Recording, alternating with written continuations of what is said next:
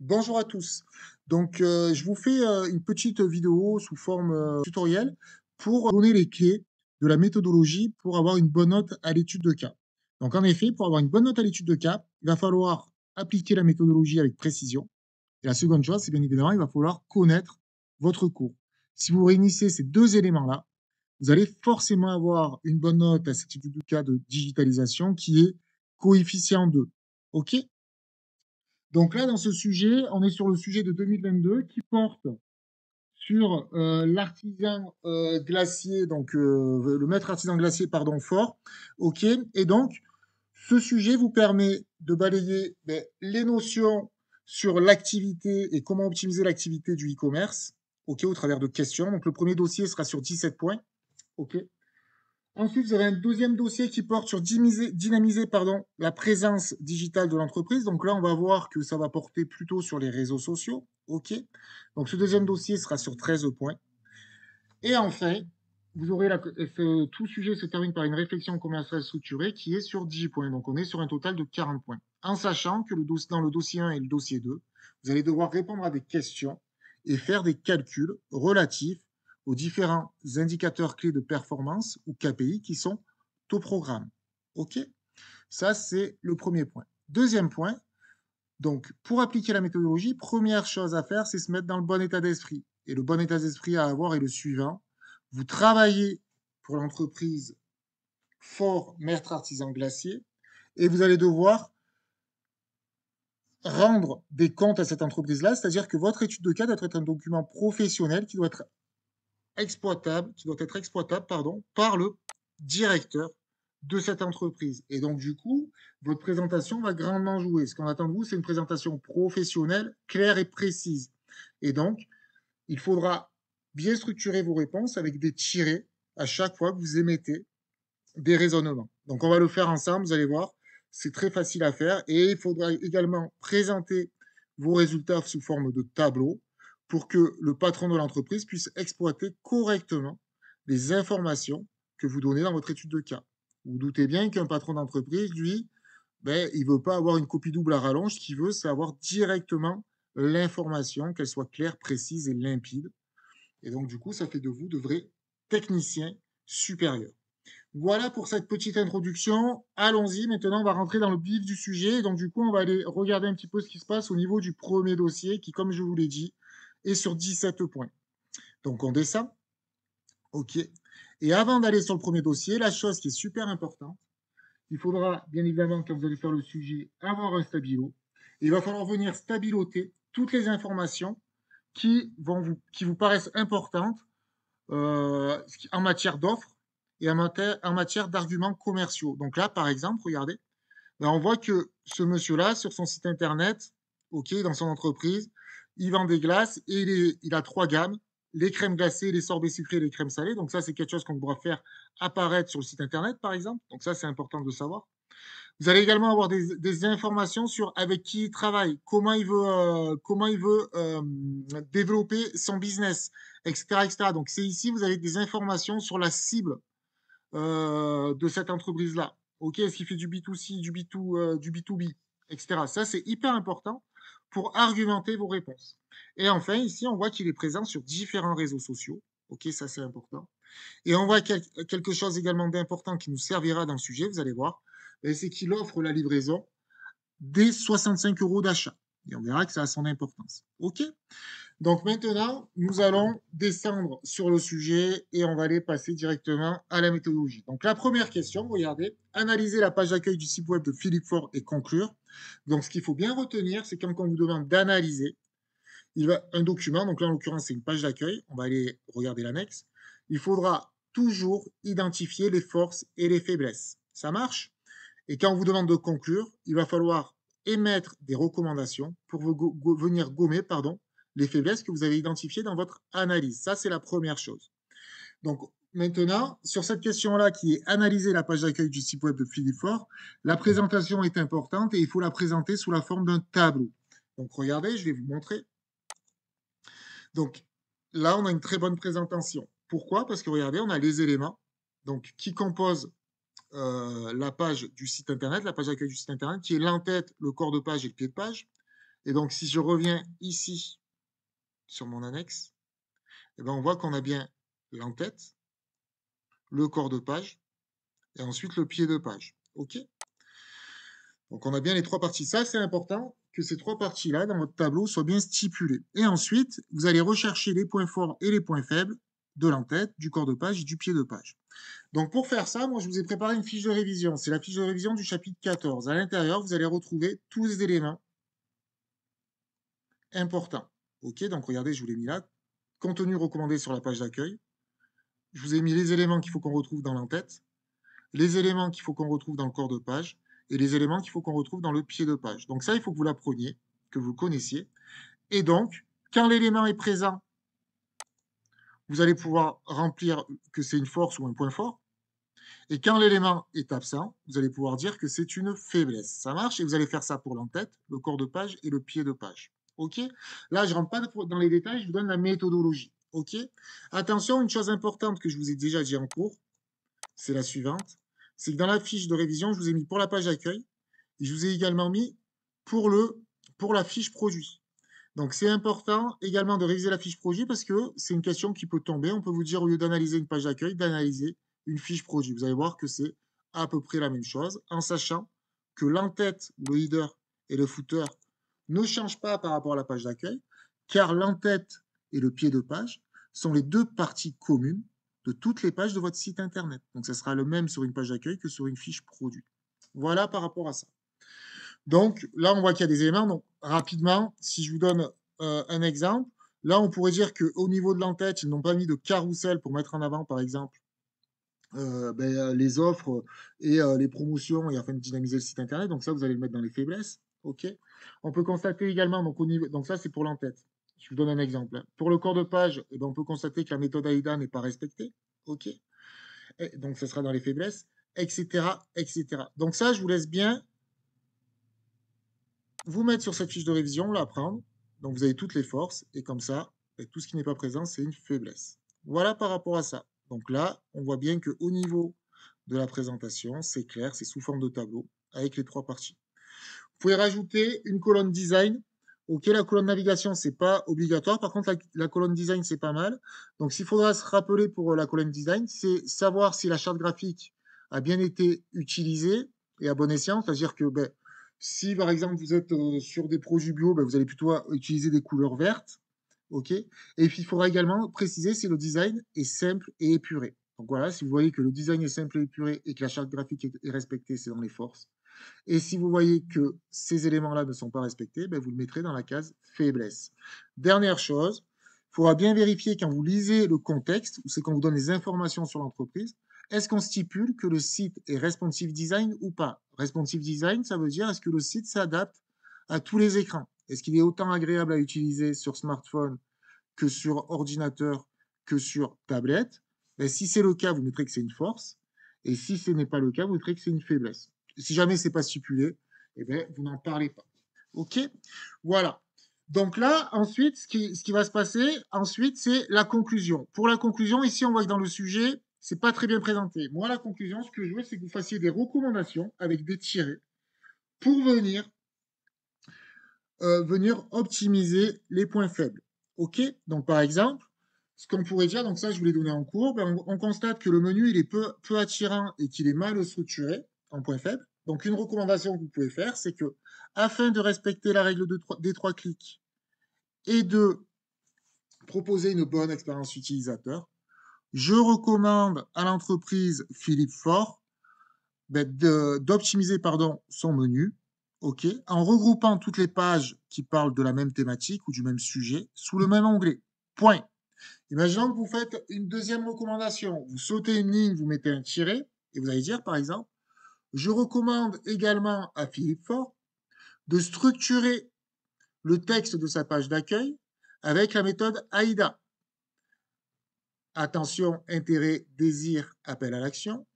En faisant bien attention de positionner correctement des boutons d'appel à l'action, ce qui incitera le visiteur à se déplacer sur le site Internet et donc de faire baisser le taux de rebond.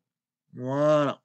Et donc, Je vous le dis, pour bien répondre à cette analyse et bien faire la conclusion avec les recommandations, vous mettez 4 ou 5 recommandations. C'est amplement suffisant pour avoir le maximum de points. OK? Et par contre, après, vous remplissez bien comme il faut le tableau. Voilà pour cette première question. La mise en forme, attention, est très importante. OK? Très, très importante. Donc le format tableau, OK, et bien évidemment avec les 3 éléments qui composent votre page d'accueil et les points forts et les points faibles. Et bien évidemment, quand je conclus, je fais mes recommandations. Parfait par rapport à ça. Donc là, on a la méthode pour la première question qui est analyser la page d'accueil du site web de Philippe Faure et conclure. Ensuite, on vous demande de vérifier la validité des mentions légales au regard de la réglementation et préciser les informations manquantes, le cas échéant. Ça, il faut le faire, il faut l'apprendre par cœur, pardon, et ça, c'est dans votre livre. Donc voilà, dans le livre matin, vous avez des fiches ressources avec le petit symbole de la balance. Là, c'est le symbole de la justice. Et ça, en fait, il faut l'apprendre par cœur. OK, c'est le juridique. Donc là, en fait, je suis au niveau du chapitre 8, page 152. Et ici, vous avez les mentions légales obligatoires qu'il faut connaître. OK, et ensuite, regardez, si je reviens sur le sujet, pour pouvoir répondre à la question, ici, vous avez l'annexe avec les mentions légales. Comme vous connaissez vos mentions légales par cœur, vous savez quelle partie des mentions légales ils ont fait sauter, quelle partie il manque. Et donc, du coup, regardez, si on va sur ben, on voit que les mentions légales respectées, donc ce sont les adresses et les coordonnées, etc. Et les mentions juridiques manquantes, c'est le numéro d'inscription au RCS de l'entreprise, la forme juridique, etc., etc. Donc ça, il faut le connaître. Bon, normalement, ça ne pose pas de problème parce que vous voyez également CJM, ça. Parfait. Je continue. Passons à la question suivante. Donc, je remonte sur la question. Et là, on a une nouvelle fois une analyse à faire. Et donc, quand on a une analyse à faire, il va falloir identifier les forces et les faiblesses. OK? Donc là, il ne vous précise pas de conclure, mais on fera quand même des recommandations. OK? Donc, les analyses, elles sont très importantes pour l'entreprise. Donc là, ce qu'on va faire, regardez, on va venir descendre sur l'annexe. Et donc là, on a l'annexe activité du site web Philippe Faure sur les 3 dernières années. Donc, c'est cette annexe-là que l'on va exploiter pour faire notre analyse. Et ici, on voit qu'on a un tableau avec des données. OK? Donc souvent, ces données-là sont récupérées grâce à un outil qui s'appelle Google Analytics. OK? Donc regardez. Là maintenant, le but du jeu, ça va être quoi? Ça va être de connaître vos indicateurs clés de performance relatifs au site e-commerce. OK? Donc, premier indicateur clé de performance qu'il faut que vous connaissiez et qu'on va pouvoir analyser, c'est le nombre de visiteurs du site. Et donc, pour pouvoir faire votre analyse, il va falloir calculer le taux d'évolution tout le temps. Quand on vous demande de regarder comment évolue une donnée au fil du temps, donc là, en l'occurrence, on veut voir comment elle évolue entre 2019 et 2020 et entre 2020 et 2021, il faudra toujours calculer le taux d'évolution. OK? Donc, le taux d'évolution, c'est valeur d'arrivée moins valeur de départ divisé par valeur de départ multiplié par 100. Donc ça, votre nombre de visiteurs, vous allez regarder en calculant votre taux d'évolution comment il évolue. Et en fonction que le nombre de visiteurs augmente ou descend, vous allez pouvoir dire si c'est une force et une faiblesse. Et comme ça, si c'est une faiblesse, vous pourrez faire une recommandation pour venir gommer et améliorer cet indicateur, cette faiblesse au niveau de l'indicateur. OK.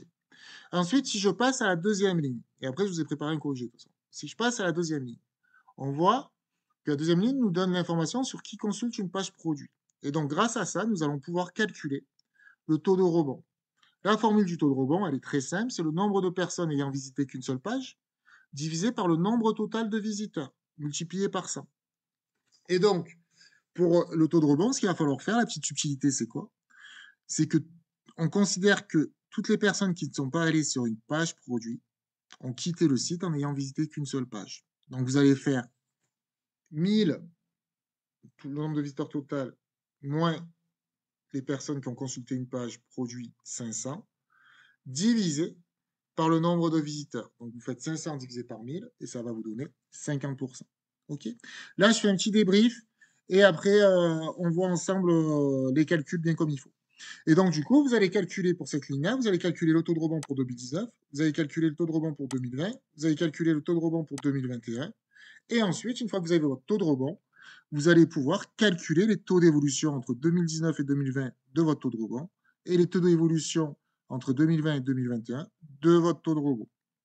Ensuite, autre chose, autre indicateur que l'on va pouvoir calculer, c'est le taux d'ajout au panier. Le taux d'ajout au panier, c'est le nombre d'ajouts au panier divisé par le nombre de visiteurs total fois 100. Donc vous allez, toujours pareil pour le taux d'ajout au panier, ici, calculer le taux d'ajout au panier pour 2019, calculer le taux d'ajout au panier pour 2020, calculer le taux d'ajout au panier pour 2021, et ensuite vous allez calculer votre taux d'évolution entre 2019 et 2020, et entre 2020 et 2021. Ensuite, avec cette ligne, on va pouvoir également calculer ce que l'on appelle le taux d'abandon de panier. Le taux de l'abandon de panier, la formule est la suivante. Nombre de paniers abandonnés divisé par le nombre de paniers constitués multiplié par 100. Donc là, regardez, on vous donne uniquement les personnes qui mettent un produit dans le panier. Donc vous, ce que vous allez faire, c'est que pour connaître le nombre de paniers abandonnés, c'est facile, c'est que toutes les personnes qui ont ajouté au panier ici, mais qui n'ont pas commandé, c'est les personnes qui ont abandonné leur panier en cours de route. Donc c'est facile, vous allez faire 250, ceux qui ont ajouté au panier, moins ceux qui ont acheté 80, et il vous reste les personnes qui ont abandonné le panier. Et vous divisez bien évidemment, si vous suivez la formule, le tout par 250. Et donc vous calculez votre abandon de panier pour chaque colonne, et ensuite vous allez pouvoir faire votre taux d'évolution. Ensuite, on va pouvoir calculer, regarder l'évolution du panier moyen, qui est un indicateur clé de performance important. Nous allons pouvoir calculer le chiffre d'affaires. OK. Et, et on sera déjà pas mal par rapport à tout ça. Donc là, regardez, je vous ai donné la petite explication de façon orale pour vous aider à comprendre. Ici, regardez, je vous ai fait les calculs de façon précise. Donc là, ici, tous les calculs sont détaillés. Je vais vous mettre ici tous les calculs détaillés dans la description de la vidéo. Ça marche? Comme ça, vous les aurez. Donc là, c'est ce que je viens de vous expliquer. On a fait le taux d'ajout au panier, le taux d'abandon au panier, le taux de conversion, le taux de rebond, le panier moyen, le chiffre d'affaires, etc., etc. Et une fois que vous avez calculé vos indicateurs, ce qu'il faut à tout prix, et ça c'est hyper important, il faut regrouper vos indicateurs sous la forme d'un tableau. De la façon suivante, c'est le mieux. Donc vous allez avoir une colonne avec indicateur clé de performance ou KPI, donc le nombre de visiteurs, le taux de rebond, le taux d'abandon de panier, le taux d'ajout au panier, le panier moyen, le taux de conversion et le chiffre d'affaires. OK. Vous allez faire donc les calculs de ces indicateurs pour 2019, pour 2020, et ensuite vous allez calculer le taux d'évolution entre 2019 et 2020. D'accord? Formule du taux d'évolution, pareil, je vous l'ai mise ici dans la fiche de révision relatif au calcul de vos indicateurs. Donc, je vais faire une révision, une fiche de révision où vous retrouvez tous les calculs. Donc, les calculs induits, ici, c'est le taux d'évolution. Calcul induit, ça veut dire que même s'il n'est pas demandé et qu'on vous demande de regarder comment évolue une donnée au fil du temps, vous savez, c'est un réflexe qu'il faut. Il faut calculer le taux d'évolution. Et ensuite, ici, je vous ai mis tous les KPI e-commerce. Vous les apprenez et vous n'êtes pas embêté. Et je vous ai mis les recommandations. Donc, comme ça, si jamais le KPI n'est pas bon, c'est ce qu'on va voir, vous connaîtrez ce qu'il faut dire pour ce que vous recommandez à l'entreprise pour améliorer cet indicateur. OK? Et c'est important. Pourquoi ils vous font faire cet exercice? Parce que, en fait, pour une entreprise, c'est hyper important d'analyser ces indicateurs pour voir ses points de faiblesse et pour venir les corriger. Toujours pareil, pour maximiser sa rentabilité. Voilà. C'est aussi simple que ça. Et vous comprenez bien que vous, de même, si vous rentrez sur le marché de l'emploi, les personnes qui vont vous employer, elles veulent que vous soyez des personnes qui apportent une plus-value à l'entreprise. Et pour ça, si vous participez à une meilleure rentabilité, par exemple, du site Internet, vous allez avoir beaucoup d'importance pour l'entreprise. OK? Donc maintenant qu'on a vu ce point-là, on va revenir sur nos calculs. Et là, donc, on constate que le nombre de visiteurs, eh bien, il augmente. En 2019-2020, il augmente de 70 points. Et entre 2020 et 2021, il augmente de 18 points. Donc ça, on va venir le mettre dans la case force. OK? Donc regardez, je vous donne un exemple. Boum, analyse des KPI, force identifiée. Donc vous voyez bien que pour répondre à la question, vous faites vos calculs. Ensuite, vous regroupez d'indicateurs. Ensuite, vous regroupez vos indicateurs dans un tableau, comme un vrai professionnel. Et ensuite, c'est hyper facile pour exploiter vos résultats. En fonction que ça monte ou que ça baisse, vous allez dire si c'est une force ou une faiblesse. Donc là, en l'occurrence, le nombre de visiteurs augmente, c'est une force. Et ça indique quoi? Que notre stratégie est efficace. OK? Au niveau du nombre de visiteurs qui augmente. Notre stratégie de communication est efficace. Donc là, bon, dans l'analyse, ils sont pas dans l'ordre. Donc, bougez pas. Donc ça, c'est un petit peu dommage. Je le rajouterai dans le corrigé. Donc, la première chose que l'on peut dire au niveau de la force, c'est que le nombre de visiteurs augmente. Et donc, c'est une force pour notre entreprise, que ça indique que notre communication est dynamique et efficace sur le web. Ensuite, on constate que le taux de rebond a augmenté entre 2019 et 2020 de 5,9% et qui diminue l'année suivante. Donc là, c'est une faiblesse. Pourquoi? Parce qu'il augmente plus que ce qui diminue. Et nous, ce qu'on veut, c'est qu'il y ait le maximum de personnes qui restent sur notre site Internet. Et donc ça, on va le répertorier dans les faiblesses. Donc on garde pour tout à l'heure. On constate que le taux d'abandon de panier diminue. Donc ça, c'est bien. Donc c'est une force. Et si le taux d'abandon de panier diminue, cela indique qu'il n'y a pas beaucoup de freins à l'achat. Regardez, diminution du taux d'abandon de panier. Cela indique que le parcours d'achat est bien optimisé grâce à la possibilité de commander sans création de compte, grâce à l'ajout de plusieurs modes de livraison et de paiement, et grâce à un tunnel de conversion avec peu d'étapes entre l'ajout au panier et le paiement. Donc ça, il faut que vous l'appreniez. Ça fait partie de... on sait interpréter notre taux d'abandon de panier, donc notre indicateur, à partir du moment où je sais ce qu'il signifie. OK? Donc, il faudra toujours, même si c'est une force, vous justifiez toujours vos réponses. OK? Ensuite, au niveau du taux au panier, on voit que le taux d'ajout au panier diminue, donc ça, c'est pas bon. Ça sera une faiblesse. Donc, on ira voir après pour les faiblesses. Par contre, on constate que le panier moyen augmente. Donc, ça, c'est une très bonne chose, c'est une force, regardez. Donc, panier moyen en forte hausse. Cela montre une stratégie efficace de vente additionnelle et que la livraison offerte des 65 € joue un rôle incitatif pour augmenter le montant du panier moyen. Et c'est important car d'augmenter le panier moyen, ça permet d'absorber les coûts d'acquisition client, c'est-à-dire combien vous coûte un client, l'argent que vous dépensez pour réaliser une vente. Ça, c'est hyper important si on veut être rentable. Okay, et ça, c'est souvent quand on est sur le web, c'est souvent les coûts publicitaires ou les coûts liés à notre communication et la production de contenu. OK. Parfait par rapport à ça. Donc là, on a identifié nos forces. OK. On constate donc là pour les forces, c'est bon. Maintenant, on va passer aux faiblesses. Donc au niveau des faiblesses, on avait vu que le taux d'ajout au panier est en baisse constante. Donc ça reflète une baisse d'attractivité des fiches produits et une mauvaise mise en valeur de ces dernières. Donc là, on a identifié notre faiblesse. Ensuite, on constate également un taux de rebond élevé qui augmente et en plus qui est supérieur à 50%. Pardon. Donc ça signifie que plus de la moitié des visiteurs quittent sans s'interagir avec les produits. Donc, cause possible, contenu peu engageant, mauvais référencement, navigation peu fluide. Ensuite, on constate également que le taux de conversion stagne malgré la hausse du trafic. OK. Et donc, le taux de conversion, surtout si un indicateur n'a pas oublié de calculer, c'est bien celui-là. Parce qu'en fait, le taux de conversion, c'est le nombre d'achats divisé par le nombre de visiteurs total fois 100. Et en fait, ça montre la capacité de votre site Internet à transformer vos prospects en clients. Donc ça, c'est hyper important si vous êtes rentable, c'est le nerf de la guerre. Donc celui-là, surtout, ne l'oubliez pas, un bon commercial que vous êtes. Et donc, ici, si je descends maintenant, je vais pouvoir faire mes recommandations pour corriger les faiblesses. Et donc, je vais recommander à l'entreprise, mais pour améliorer le taux d'ajout au panier, il va falloir améliorer les fiches produits, mettre en avant les avantages et optimiser les boutons d'ajout. OK? Donc tout ça, vous le retrouvez dans la fiche que je vous ai faite là. Ce sont les recommandations qui sont ici. OK? Ensuite, qu'est-ce qu'on recommande pour réduire le taux de rebond? Optimiser la page d'accueil avec des CTA clairs, créer une meilleure hiérarchie de navigation avec un meilleur menu, et bien évidemment d'utiliser la méthode AIDA pour structurer notre contenu. Autre chose qu'on pourrait rajouter également, c'est de vérifier la pertinence de nos mots-clés. Enfin, pour améliorer le taux de conversion, on recommande de simplifier une nouvelle fois le tunnel de commande, ça c'est hyper important, d'ajouter des avis clients visibles dès la page produit afin d'augmenter la confiance de notre site et donc les gens achèteront plus facilement s'ils ont confiance dans notre site internet. Et puis proposer des offres spéciales ou urgentes, livraison express gratuite, code promo aux premières commandes, etc., etc. Ça va vous aider à bien évidemment optimiser votre taux de conversion et on n'oublie surtout pas de proposer une super bonne expérience utilisateur. Donc voilà pour cette question. On a fait le tour de cette question-là et on voit que les calculs sont hyper importants.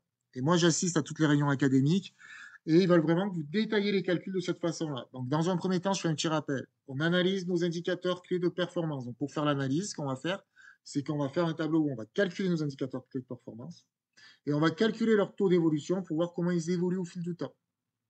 Et en fonction de leur évolution, on est ensuite capable de faire notre analyse en identifiant les indicateurs qui sont une force pour notre site internet ou une faiblesse. Et enfin, je conclus en faisant mes recommandations pour venir gommer mes faiblesses. OK?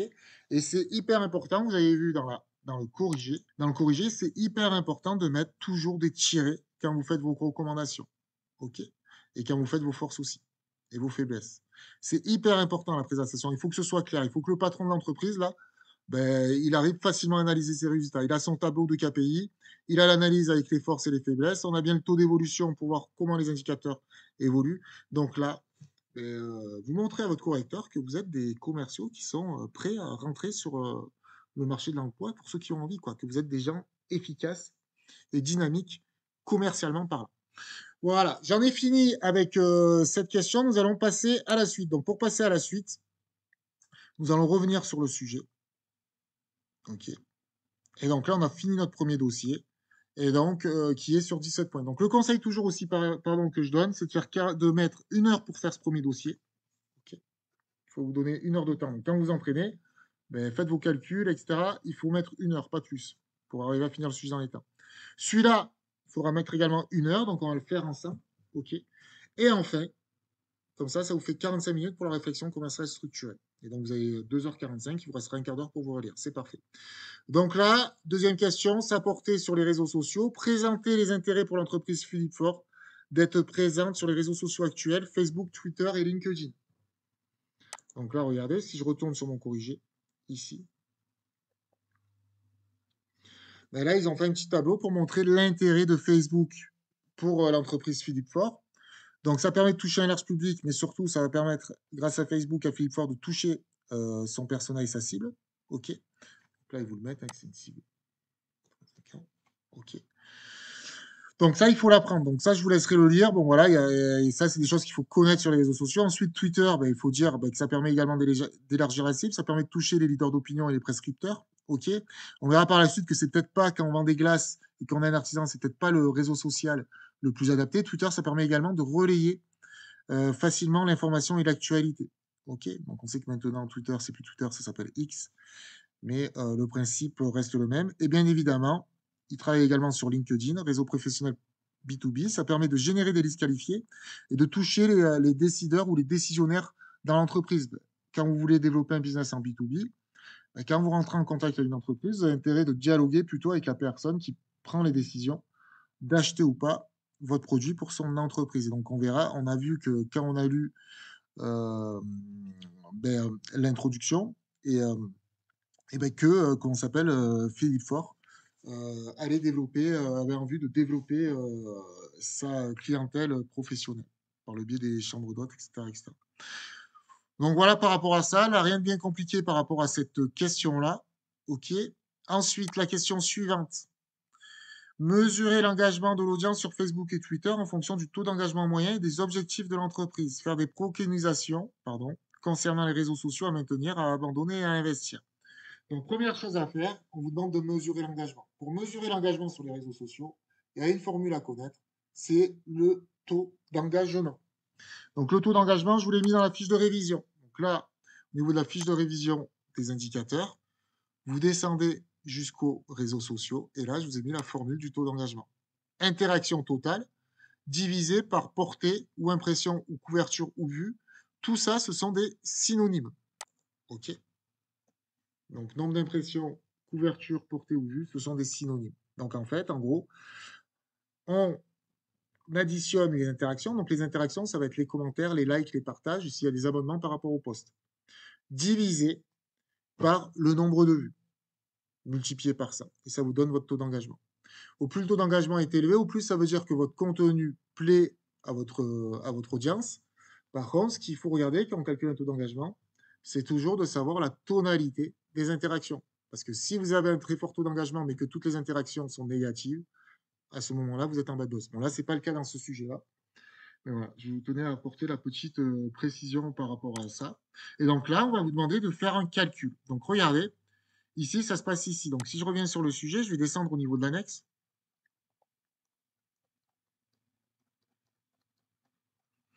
Et au niveau de l'annexe, regardez, il vous donne, dans l'annexe 6, les statistiques d'interaction avec Facebook et Twitter. Donc, première chose à faire. première chose à faire, après on va aller voir sur le corrigé, il faut calculer le taux d'engagement. Donc le taux d'engagement, comme j'ai dit tout à l'heure, la formule, c'est nombre d'interactions, 34 plus 20 plus 11, divisé par le nombre de vues. Donc divisé par 4560 multiplié par 100. Ça va vous donner le taux d'engagement sur Facebook. Et là, il vous donne le taux d'engagement moyen sur Facebook, il est de 1%. Donc si vous êtes au-dessus de 1%, ben, ça veut dire que vous avez bien fait votre travail, qu'il y a un bon taux d'engagement. Donc ça, c'est cool. Vous avez une bonne qualité de contenu qui plaît à votre audience. Donc les thématiques ont bien été choisies, c'est nickel. Deuxième chose à faire, par contre, dans cet exercice-là, on a le deuxième calcul induit qui est au programme. C'est que à chaque fois qu'on vous met l'objectif de l'entreprise et des chiffres réalisés par objectif, il faudra calculer les taux de réalisation. Donc, la formule du taux de réalisation, c'est le chiffre réalisé par l'entreprise divisé par l'objectif de l'entreprise fois 100. Donc là, en fait, c'est facile. Le chiffre, par exemple, pour les vues de poste, ben, eux, ils avaient fixé comme objectif 5000. Ben, il faut faire 4560 pardon, divisé par 5000 multiplié par ça. Et ça va vous donner votre taux de réalisation. Et vous allez savoir est-ce que vous avez réalisé l'objectif ou pas, de façon chiffrée et précise. Et il faut faire le même calcul pour les mentions j'aime, okay, parce qu'on a l'objectif et on a les mentions j'aime obtenues par l'entreprise. OK. Et c'est la même chose sous Twitter. Donc maintenant, on va aller sur corriger pour voir le calcul. OK, donc regardez. Ici, je descends. Bim. Et donc, on voit que mon taux d'engagement sur Facebook est de 1,43%. Donc, il est supérieur au niveau attendu qui était de 1%. Donc, on a un engagement supérieur à la moyenne. Donc, ça, c'est très bien, c'est une force.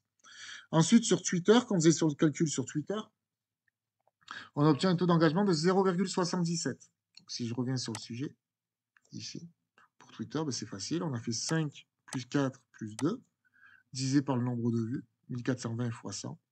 Et donc, ça nous donne ce résultat-là qui est de 0,77. Donc, on est en faiblesse modérée. Pourquoi? Parce que sur Twitter, regardez, on vous disait que le taux d'engagement moyen sur Twitter est compris entre 0,5 et 0,9%. Donc, on est pile dans la moyenne. OK. Et donc là, on a une faiblesse modérée dans la fourchette basse. Donc, on a quand même une marge d'amélioration. Ça, c'est pour les taux d'engagement. OK.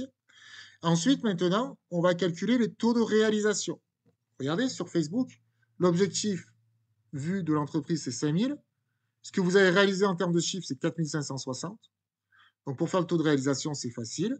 Vous faites 4560 divisé par 5000 fois 100 et vous obtenez 91,2%. Donc, vous avez réalisé 91,2% de l'objectif. C'est pas assez. Pourquoi? Parce que si on veut réaliser l'objectif complètement, il faut réaliser 100% de l'objectif. Donc, il faut obtenir un taux de réalisation de 100%. Donc, ce n'est pas le cas ici. Donc, par exemple, si vous obtenez 125% de taux de réalisation, vous avez dépassé l'objectif de 25%. Donc, ce n'est pas le cas ici. Donc, on verra qu'on peut leur donner des recommandations, OK, pour atteindre l'objectif. Ensuite, au niveau des likes, donc c'est la même opération. OK, 34 divisé par 40 fois 100. Et là, on obtient 85%. Donc là, l'objectif n'est pas rempli non plus. Idem pour Twitter au niveau des vues. Et idem pour Twitter au niveau des likes. Où là, c'est encore pire. On est quand même à la moitié des objectifs prévus. Donc là, l'analyse, c'est quoi? Ben, c'est assez simple. Sur Facebook, on est proche des objectifs, donc c'est plutôt positif pour l'entreprise. Par contre, sur les autres Twitter, les objectifs sont largement non atteints. Sous-performance à la fois en vue et en like. Donc ensuite, maintenant, on va pouvoir faire nos recommandations. Donc au niveau de nos recommandations, si on veut renforcer, bon, pour Facebook, si on veut encore plus renforcer le Facebook, on peut dire qu'il faut continuer à publier du contenu varié, utiliser des stories et des vidéos courtes pour maintenir l'engagement, et créer une ligne éditoriale mensuelle. Une ligne éditoriale, c'est quoi? C'est de bien choisir ses sujets au fil des différents mois pour pas que ça se répète et continuer à intéresser les gens. Par contre, la grosse faiblesse pour Twitter, là, il y a vraiment des recommandations à faire. Donc, ce qu'on fait pour augmenter les vues, il va falloir optimiser les heures de publication. Il va falloir publier ces posts au moment où les gens sont le plus connectés à Twitter. Ensuite, il faudra utiliser des hashtags pertinents et collaborer avec des micro-influenceurs locaux pour augmenter la visibilité. Et bien évidemment, prévoir des visuels attractifs. OK? Voilà pour les recommandations qui sont assez simples. Donc ça, c'est pareil pour ces recommandations-là. Ici, je vous ai tout mis. OK? Donc vous avez juste à les apprendre. Et vous avez tout, comme ça, vous n'êtes pas embêté. Ça marche? Voilà. Donc, à partir du moment où vous les connaissez, ben, si vos nombres de vues d'un post, si le taux d'engagement est faible et si le nombre de likes est faible, vous savez quoi recommander à l'entreprise. Donc, ça, il faut forcément l'apprendre. C'est comme ça que ça marche en digitalisation. Il faut connaître son cours pour arriver à argumenter de façon précise et avoir le maximum de points. Par contre, vous pouvez vraiment avoir une note excellente après derrière, parce qu'elles sont pas dures à faire, les études de cas. C'est tout le temps la même chose. Donc, parfait par rapport à ça. Ensuite, il nous demandait, regardez, deuxième partie de la question, c'était de faire des préconisations, donc des recommandations dans le choix de nouveaux réseaux sociaux à investir, donc c'est-à-dire à développer par l'entreprise. Et donc là, ben, regardez, au niveau des recommandations, donc, la conclusion. Donc, ben, conserve aussi Facebook pour le lien émotionnel et l'engagement du client. Il nous permet de toucher notre persona, donc ça, c'est top. Et ensuite, il va falloir réévaluer l'utilité de Twitter. Donc, soit investir davantage dedans, mais bon, moi, on ne le recommande pas, ça. Par contre, il faudra envisager un report d'efforts, c'est-à-dire arrêter Twitter et par contre, aller sur Instagram ou TikTok, qui sont des réseaux sociaux plus visuels et adaptés aux produits, glace, artisanat, saisonnalité, sur lesquels on va venir toucher également notre persona. Voilà pour cette question et ces calculs qui vous faisaient réviser le taux d'engagement et les taux de réalisation. Donc là, pareil, au niveau de votre fiche de révision, les deux calculs induits, je vous les ai mis là. Donc, le taux de réalisation, c'est quand on vous donne des objectifs d'entreprise et des chiffres réalisés par l'entreprise. Ça, il faut obligatoirement le calculer pour savoir si les objectifs sont atteints ou pas. Et ensuite, vous avez le taux d'évolution, c'est quand vous regardez, qui est ici, si une valeur, comment évolue une valeur au fil du temps. Donc ça, il faut automatiquement le calculer quand vous mettez des valeurs qui varient en fonction de trimestres, d'années, etc., comme on vient de le voir tout à l'heure dans la correction de ce sujet. Donc voilà par rapport à cette question-là. Donc maintenant, on revient sur notre sujet et on va venir continuer. Proposer des contenus et des formats pour mettre en avant l'entreprise, ses valeurs, son offre sur ses plateformes sociales. Ok, donc ça, bon, mais ça, c'est pas ce qu'il y a de plus compliqué pour vous. Tout le monde arrive à y répondre, donc je vais passer assez vite sur cette réponse. Par contre, ce qu'il faut, regardez, quand on va sur la question 2-3, c'est qu'il va falloir, bien comme il faut, venir présenter ces réponses. Et donc là, on fait un tableau et on met des tirets. Donc là, qu'est-ce qu'il propose comme contenu? Concours vidéo de clients satisfaits, événements, mise en scène de recettes avec des grands chefs, proposition de recettes dessert pour aller avec les glaces fortes, etc., etc. Donc là, en proposition, pour avoir le maximum de points, vous en mettez 4 ou 5. C'est amplement suffisant. Par contre, la présentation est importante. Un tableau avec des tirets, s'il vous plaît. Et à côté, vous proposez les formats. Format, c'est sous quelle forme vous mettez votre contenu. Et là, ils mettent vidéo de présentation, photo de grande qualité, donc storytelling, live, teasing, etc., etc. Ça marche. Donc là, si vous mettez 4 ou 5 contenus, ben, vous mettez en face 4 ou 5 formats. Voilà pour cette question qui n'est pas compliquée. Par contre, attention, hein, mettez bien des tirets et faites bien des tableaux quand ça améliore grandement votre présentation. Et mettez-vous toujours dans la tête, qu'est-ce qui plairait le plus à mon chef? Est-ce que quand s'il me demande de lui proposer des contenus, est-ce que je la mets sous la forme d'un tableau avec des tirets pour que ce soit clair ou pas? Ben, ça tombe de sens. Donc, faites des tableaux avec des tirets. Ensuite, vous allez devoir répondre aux commentaires laissés par l'internaute sur la page Facebook Glace Artisanale Philippe Fort. Donc là, on va aller voir, regardez. Si je descends sur l'annexe, en fait, on a une dame qui nous a envoyé un message. Voilà. J'ai découvert les glaces fortes pour un magazine culinaire et j'ai voulu essayer. Donc des glaces super bonnes, des parfums originaux avec une texture onctueuse, seul bémol, leur prix. La livraison chronophise est top, mais cela rajoute forcément à l'addition plus que salé. Donc là, ce qu'il faut faire quand vous répondez, c'est utiliser une formule de politesse. OK. Donc bonjour, merci pour l'intérêt que vous portez à nos produits et à votre commande.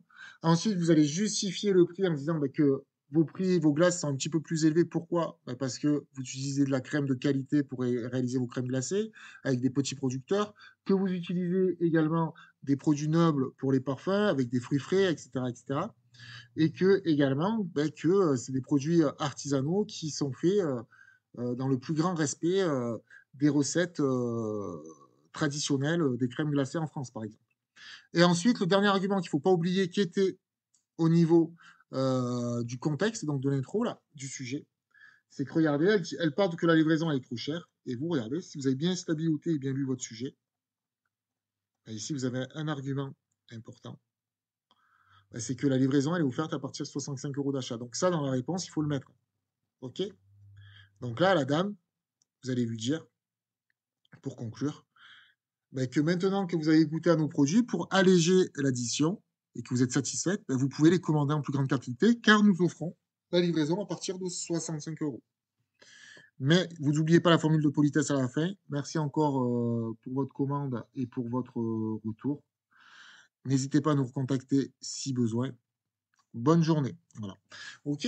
Donc ça, c'est pas difficile, mais il faut essayer de répondre de façon correcte. Mais ça, je pense qu'en entreprise, vous avez l'habitude d'avoir affaire à des clients. Donc ça, je pense que ça ne vous posera pas de problème.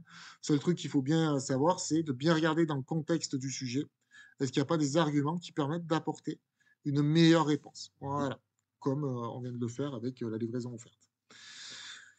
Parfait par rapport à ça. Et enfin, on passe à la dernière partie du sujet, qui est la réflexion commerciale structurée. Donc pour ça, pour la réflexion commerciale structurée. Donc pour la réflexion commerciale structurée, donc première chose, il va falloir garder 45 minutes pour la rédiger. Ça, c'est hyper important. Et attention, sur la réflexion commerciale structurée, c'est sur 10 points, donc c'est important. C'est la dernière impression que vous laissez au jury, donc il faut bien la rédiger. OK? Donc pour la réflexion commerciale structurée, donc là, je vous donne l'exemple qu'il y a ici. C'est, on va vous poser une question. Donc là, par exemple, dans quelle mesure les réseaux sociaux représente-t-il un levier stratégique incontournable pour le développement des entreprises? OK? Et là, ce qu'on va faire, c'est qu'on va, là, je prends cet exemple-là, on va venir l'adapter au sujet de l'artisan glacier Eric Ford. Je vous explique. Donc, première chose, quand vous faites votre réflexion commerciale structurée, il va falloir toujours une introduction et il faut toujours utiliser un plan, ce qu'on appelle argumentatif. Qu'est-ce que c'est que le plan argumentatif? C'est que vous allez toujours défendre une propre partie qui est l'avantage donc de ce qu'on vous dit dans la question. Donc là, en l'occurrence, on parle des réseaux sociaux. Donc, avantage des réseaux sociaux pour une entreprise. Vous allez développer deux idées pour la partie avantage. Et ensuite, vous faites une seconde partie avec inconvénient, où c'est que vous allez développer également deux idées. Ça marche? Ça, c'est hyper important. Et donc, votre introduction introduit votre plan argumentaire. Et donc, il va falloir réinvestir le sujet. Donc, dans l'introduction qu'il y a ici, ben, on dit que les réseaux sociaux sont devenus un outil incontournable pour les entreprises qui souhaitent promouvoir leur marque et atteindre leur public cible. Et bien évidemment, là maintenant, on va citer l'entreprise. Donc, en tant qu'artisan glacier, Eric Ford peut tirer parti des avantages de la communication digitale sur les réseaux sociaux. Et ensuite, vous dites, ben, cependant, il va quand même falloir faire attention aux aspects négatifs que peuvent avoir les réseaux sociaux pour une entreprise. Point. Et vous dites, c'est ce que nous allons développer dans notre réflexion commerciale structurée. Et ça suffit comme introduction. Par contre, ce qui est hyper important, c'est de toujours contextualiser avec l'entreprise de l'étude de cas. Donc là, on travaille sur Eric Ford, on cite Eric Ford à l'intérieur et on contextualise bien avec Eric Ford. Ça s'appelle réinvestir le sujet. Soit, si c'est Olympique Location, ben, si le sujet est sur la boîte qui s'appelle Olympique Location, vous citez bien Olympique Location. C'est hyper important. OK? Ensuite, on va développer nos idées. Donc, pour développer nos idées, donc vous mettez bien une première partie avantage des réseaux sociaux et à chaque fois que vous émettez une idée, vous la titrez. Donc là, en l'occurrence, on dit que la première idée, c'est que les réseaux sociaux, ça permet une visibilité accrue. Donc vous mettez grand A, première idée, visibilité accrue. Et ensuite, vous allez la développer, cette idée. Pour la développer, il faut toujours utiliser la méthode AEI. On affirme, on explique et on illustre. Donc là, je vous ai fait les trois parties. Donc on affirme. Les réseaux sociaux permettent à Eric Ford de mettre en valeur ses produits et ses services. Donc on affirme. Comment? On explique. En partageant des photos et des vidéos de ses créations glacées uniques. Cela peut attirer l'attention d'un public plus large et aider à accroître la notoriété de la marque. Point. Donc là, on a expliqué. Et ensuite, on cite un exemple pour illustrer. Par exemple, la marque de glace Ben Jerry's utilise les réseaux sociaux pour promouvoir ses nouveaux parfums et ses campagnes de durabilité. Et là, votre idée, elle est bien exprimée, elle est illustrée, elle est réinvestie. Pourquoi? Parce que vous avez contextualisé avec l'entreprise. Donc, chaque idée, il faudra qu'elle soit contextualisée avec l'entreprise du sujet. Ça, c'est hyper important. Ensuite, quand vous donnez l'exemple, si jamais vous n'arrivez pas à trouver un exemple d'entreprise, ce qu'il faudra faire, eh ben, c'est d'utiliser l'entreprise de l'étude de cas. Ça marche très bien aussi. Il n'y a pas de souci, vous pouvez le faire. Ça marche? Parfait par rapport à ça. Ensuite, vous sautez une ligne, ça c'est important. Il faut toujours que vos idées soient sous forme de paragraphe. Donc, vous sautez une ligne et vous mettez B, deuxième idée, avec un cheat, toujours pareil. La méthode AI, on affirme, on explique et on illustre. Et on n'oublie pas toujours de citer l'entreprise de l'étude de cas pour contextualiser. Ensuite, vous sautez une ligne, vous mettez bien le titre. Seconde partie, inconvénients des réseaux sociaux. Et là, vous allez redévelopper deux idées avec la méthode AI qui sont négatives, ou les inconvénients. Donc, grand A, vous remettez un titre. Et là, vous utilisez encore une fois la méthode AI. J'affirme. OK. J'explique. OK. Et je cite un exemple. J'illustre avec un exemple. Donc, on a bien la méthode AI. Affirmer, expliquer et illustrer. Idem pour la deuxième idée. OK, on saute bien une ligne. Et enfin, vous allez pouvoir faire votre conclusion. Dans votre conclusion, vous donnez votre avis. Donc, la plupart du temps, comme on est en pleine transition digitale et en pleine transformation digitale, en l'occurrence du commerce, dans la plupart du temps, on dirait que c'est quand même un avantage, tout ce qui se passe sur le net pour les entreprises. Par contre, on dirait qu'il faudra tenir compte des inconvénients cités dans notre réflexion. Donc là, je vous lis la conclusion. En conclusion, les réseaux sociaux peuvent offrir de nombreux avantages pour l'artisan glacier Eric Ford, donc on recite l'entreprise, en termes de création d'images et de marques, d'augmentation de la visibilité et de vente. Cependant, il est important de tenir compte des inconvénients des réseaux sociaux. OK? Donc, si je résume, toujours pour une réflexion commerciale structurée, on utilise un plan argumentatif pour la rédiger. Donc, il me faut une introduction. Vous savez qu'on a réinvesti le sujet en citant l'entreprise du sujet, de l'étude de cas. Ensuite, on fait toujours une première partie avantage, donc de la question posée, et on émet toujours deux idées. Donc, on a deux paragraphes, une première idée avec un titre, une deuxième idée, donc un deuxième paragraphe avec un titre, donc on saute bien une ligne entre les deux, et chaque idée est rédigée avec la méthode AI, on affirme, on explique et on illustre avec un exemple. OK? Vous n'oubliez pas toujours de contextualiser avec l'entreprise de l'étude de cas. Ensuite, vous sautez une ligne, vous faites une seconde partie inconvénient, c'est qu'on va retrouver deux idées titrées, ok, donc deux paragraphes, et bien évidemment structuré avec la méthode AI, affirmer, expliquer, illustrer. Donc on a des exemples à chaque fois pour chaque idée, et enfin on fait une conclusion. Ok, et dans chaque paragraphe, vous citez bien l'entreprise de l'étude de cas. Voilà. Donc, si vous faites ça, vous verrez qu'il n'y aura aucun problème sur la réflexion commerciale structurée. Et il y aura, si vous appliquez la méthodologie, il n'y aura aucun problème à l'examen. Vous allez avoir une super note haut la main. Ça marche? N'oubliez pas que la digitalisation, c'est une matière professionnelle qui est coef 4, coefficient 2 pour l'étude de cas et coefficient 2 pour la, partie pratique. Et pareil, pour la partie pratique, je vous ai fait des tutos WordPress et PrestaShop pour ne pas être embêté.